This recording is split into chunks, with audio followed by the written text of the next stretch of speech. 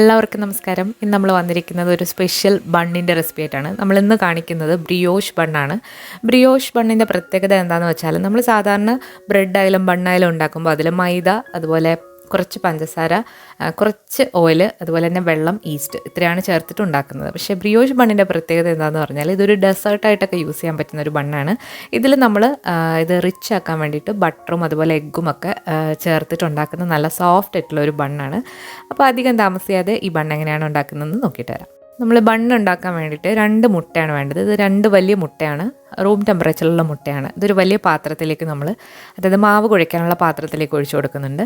ഇതിലേക്ക് ഇനി നമ്മൾ ചേർക്കുന്നത് പഞ്ചസാരയാണ്. ഇത് കുറച്ച് മധുരമൊക്കെ ഉള്ളൊരു ബണ്ണാണ്. അപ്പോൾ നമ്മളിവിടെ 1/3 കപ്പ് പഞ്ചസാര എടുത്തിട്ടുണ്ട്. പിന്നെ ചേർക്കുന്നത് ഉപ്പാണ്, 1/2 ടീസ്പൂൺ ഉപ്പാണ് ചേർക്കുന്നത്. പിങ്ക് സോൾട്ടാണ് ഞാൻ എടുത്തിരിക്കുന്നത്, ഏത് ഉപ്പായാലും മതി. ഈ പഞ്ചസാരയും മുട്ടയും ഉപ്പും കൂടെ നന്നായിട്ടൊന്ന് മിക്സാക്കി എടുക്കുക. പഞ്ചസാരയുടെ തരിയൊക്കെ നന്നായിട്ട് ലൂസായിട്ട് മിക്സായിട്ട് വേണം നമ്മളിതിലേക്ക് ബാക്കിയുള്ള ഇൻഗ്രീഡിയൻസ് ഒക്കെ ചേർത്ത് കൊടുക്കാനായിട്ട്. ഇനി ഇതിലേക്ക് നമ്മളൊരു 1/4 കപ്പ് ചെറിയ ചൂടുള്ള പാലാണ് ചേർക്കുന്നത്. പാലും കൂടി ചേർത്തിട്ട് നന്നായിട്ട് മിക്സാക്കി എടുക്കുക. അപ്പോൾ നന്നായിട്ട് പഞ്ചസാരയൊക്കെ അലിഞ്ഞു വന്നിട്ടുണ്ട്. ഇനി ഇതിലേക്ക് നമ്മൾ ചേർക്കുന്നത് ഈസ്റ്റാണ്. 1/2 ടീസ്പൂൺ ഈസ്റ്റാണ് ഇപ്പോൾ ചേർക്കുന്നത്. ഇത് ഇൻസ്റ്റൻറ്റ് ഈസ്റ്റാണ്, ചെറിയ തരികളോട് കൂടിയിട്ടുള്ളത്. വലിയ ഉണ്ടകളായിട്ടുള്ള ഈസ്റ്റാണ് നിങ്ങൾ എടുക്കുന്നതെന്നുണ്ടെങ്കിൽ ചെറു ചൂടുള്ള പാലിൽ പഞ്ചസാരയും ഈസ്റ്റും കൂടി ഇട്ട് ഒരു 8 മിനിറ്റ് പൊങ്ങാനായിട്ട് വെച്ചതിന് ശേഷം മുട്ടയുടെ മിക്സിലേക്ക് ചേർക്കാം. ഇനി ഇതിലേക്ക് നമ്മൾ ചേർക്കുന്നത് മൈദയാണ്. മൈദ ചേർക്കുമ്പോൾ നമുക്ക് ആദ്യം 1 കപ്പൊന്ന് ചേർത്തിട്ട് നന്നായിട്ട് ഇത് കട്ടയില്ലാതെ ഒന്ന് മിക്സാക്കി എടുക്കണം. അതിനുശേഷം ബാക്കി മൈദയും കൂടെ ചേർത്തിട്ട് നല്ല സോഫ്റ്റായിട്ട് കുഴച്ചെടുക്കണം. നമുക്കിവിടെ 2.5 കപ്പ് മൈദയാണ് ഈ ബൺ ഉണ്ടാക്കാനായിട്ട് വേണ്ടി വന്നത്. അപ്പോൾ നിങ്ങൾ എടുക്കുന്ന മുട്ടയുടെ സൈസ് അനുസരിച്ചിട്ട് മൈദ കുറച്ച് വേരി ചെയ്യാം. അപ്പോൾ അത് നിങ്ങൾ നോക്കിയിട്ട് ചെയ്യാം. കുഴയ്ക്കുമ്പോൾ ഒരു ചപ്പാത്തി മാവിൻ്റെ പരുവത്തിലാണ് ഇത് വേണ്ടത്.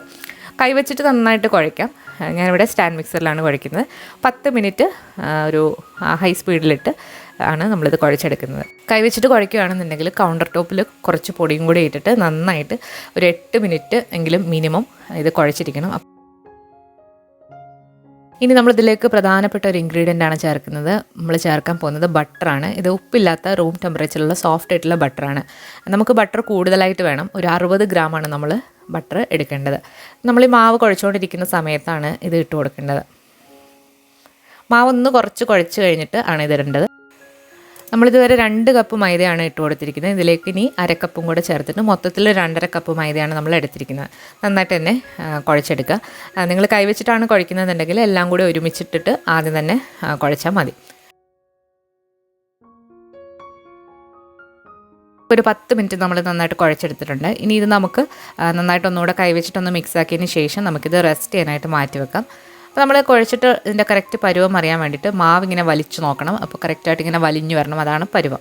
ഇനി ക്ലീൻ ആയിട്ടുള്ളൊരു പാത്രത്തിൽ കുറച്ച് ഓയിലൊന്ന് തടവിയതിന് ശേഷം നമുക്ക് ഈ മാവ് റെസ്റ്റ് ചെയ്യാനായിട്ട് മാറ്റി വെക്കാം. ചൂടുള്ള സ്ഥലങ്ങളിലാണെങ്കിൽ അത് 1 മണിക്കൂർ ആകുമ്പോഴത്തേക്ക് നന്നായിട്ട് പൊങ്ങിക്കിട്ടും. തണുപ്പുള്ള സ്ഥലങ്ങളിലാണെന്നുണ്ടെങ്കിൽ അവൻ്റെ ഉള്ളിൽ ലൈറ്റിട്ട് വെച്ചാൽ മതി, പൊങ്ങിക്കിട്ടും. അപ്പോൾ നമ്മളിത് പൊങ്ങിയോ എന്നറിയാൻ വേണ്ടിയിട്ട് ഇതിൻ്റെ ഡബിൾ സൈസിൽ മാവ് പൊങ്ങി വരണം. അപ്പോഴാണ് കറക്റ്റായിട്ട് നമുക്ക് സോഫ്റ്റായിട്ട് ബ്രെഡ് കിട്ടുന്നത്.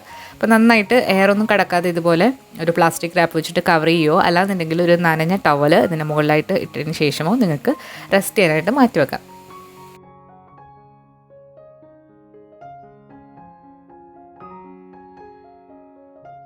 ഇപ്പോൾ ഒരു 2 മണിക്കൂർ കഴിഞ്ഞിട്ടുണ്ട്. നമ്മുടെ മാവ് നന്നായിട്ട് പൊങ്ങി വന്നിട്ടുണ്ട്, ഡബിൾ സൈസ് ആയിട്ടുണ്ട്. അപ്പോൾ ഇനി ഇതെങ്ങനെയാണ് നമ്മൾ ബണ്ണാക്കി എടുക്കുന്നത് നോക്കാം.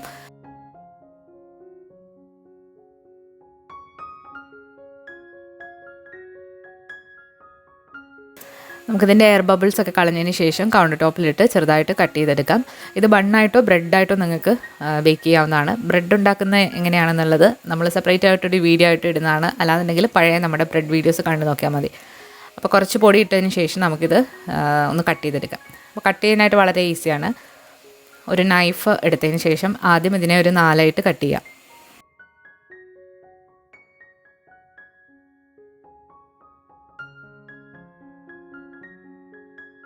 വളരെ സോഫ്റ്റായിട്ട് വേണം നമ്മളിത് ഡീൽ ചെയ്യാനായിട്ട്. ഒരുപാട് ഹാർഡാക്കി നമ്മൾ ഇത് പ്രസ് ചെയ്താൽ ഇതിൻ്റെ സോഫ്റ്റ്നെസ് പോയി കിട്ടും.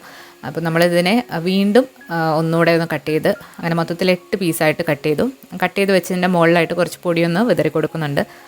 ഇനി നമ്മൾ ഓരോ പീസുകൾ എടുത്തതിന് ശേഷം കൈവച്ചിട്ട് തന്നെ നന്നായിട്ടൊരു ബോളാക്കി എടുക്കുക.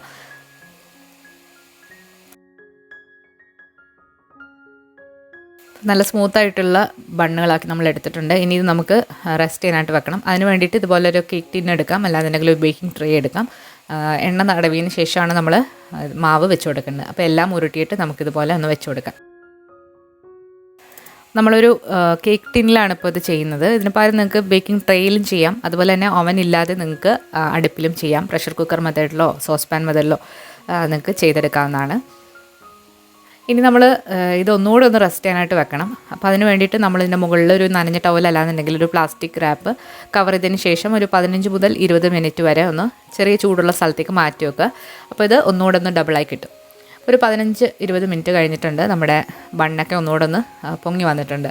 ഇനി നമ്മളിതിലേക്ക് കുറച്ച് പാലൊന്ന് ബ്രഷ് ചെയ്ത് കൊടുക്കുന്നുണ്ട്. ഇതിൻ്റെ മുകൾ ഭാഗത്തേക്ക് നല്ലൊരു ബ്രൗൺ കളർ കിട്ടാൻ വേണ്ടിയിട്ടാണ്. പാല് അല്ലാന്നുണ്ടെങ്കിൽ മുട്ടയുടെ മഞ്ഞ ഒന്ന് ബീറ്റ് ചെയ്തിട്ട് ബ്രഷ് ചെയ്ത് കൊടുത്താൽ മതി.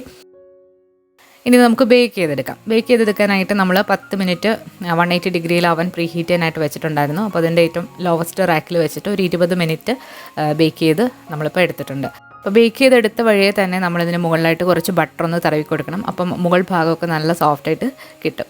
നന്നായിട്ട് തടുത്തതിന് ശേഷം മാത്രം നമ്മൾ കൈവച്ചിട്ടൊക്കെ പ്രസ് ചെയ്ത് കൊടുക്കുക, അല്ലാന്നുണ്ടെങ്കിൽ മുകൾ ഭാഗത്ത് കുഴി വീഴാനുള്ള സാധ്യതയുണ്ട്. വളരെ സോഫ്റ്റ് ആയിട്ടുള്ളൊരു ബണ്ണാണ്. അപ്പോൾ ഇത് നന്നായിട്ട് തണുത്തതിന് ശേഷം എയർ ടൈറ്റ് ആയിട്ടുള്ള കണ്ടെയ്നറുകളിലാക്കിയിട്ട് നമ്മളൊരു 3-4 ദിവസം വരെ ഫ്രിഡ്ജിന് വെളിയിലിരിക്കും. അതിൽ കൂടുതൽ നിങ്ങൾക്ക് വേണമെന്നുണ്ടെങ്കിൽ ഫ്രിഡ്ജിൽ വെച്ചിട്ട് ചെറുതായിട്ടൊന്ന് ചൂടാക്കി കഴിച്ചാൽ മതി. ഇത് ഫ്രഞ്ച് ഒറിജിനായിട്ടുള്ളൊരു ബ്രെഡാണ്. ഇതിൻ്റെ പ്രത്യേകത എന്താണെന്ന് പറയുമ്പോൾ അതിൻ്റെ ഒരു ബട്ടർ ഫ്ലേവറും അതിൻ്റെ ഒരു മഞ്ഞ കളറും വായിലിട്ടാൽ അലിഞ്ഞു പോകുന്ന രീതിയിലുള്ളൊരു ടെക്സ്ചറുമാണ്. അപ്പോൾ ഇതുവരെ ഇങ്ങനെ ട്രൈ ചെയ്ത് നോക്കാത്തവർ തീർച്ചയായിട്ടും ഒന്ന് ട്രൈ ചെയ്ത് നോക്കിയിട്ട് നിങ്ങളുടെ അഭിപ്രായങ്ങൾ അറിയിക്കുക. പുതിയൊരു റെസിപ്പി വീഡിയോ ആയിട്ട് നമുക്ക് വീണ്ടും കാണാം. താങ്ക്